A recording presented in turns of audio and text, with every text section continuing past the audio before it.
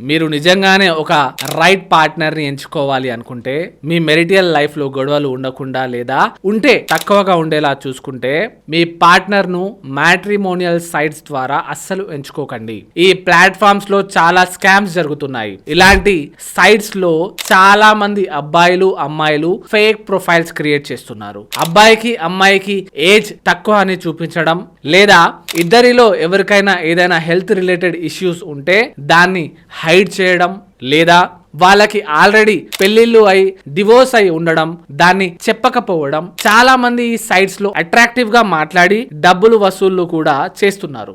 Most important ఏంటంటే ఇక్కడ 2వ 3వ పెళ్లిళ్ళు కూడా ఫేక్ ఇన్ఫర్మేషన్ ఇచ్చి చేసుకుంటున్నారు. ఇలాంటి కేసెస్ కూడా నా దగ్గర చాలా వచ్చాయి. మీకు కనిపించేది ఒకటి అండ్ మీకు దొరికేది ఒకటి ఉంటుంది.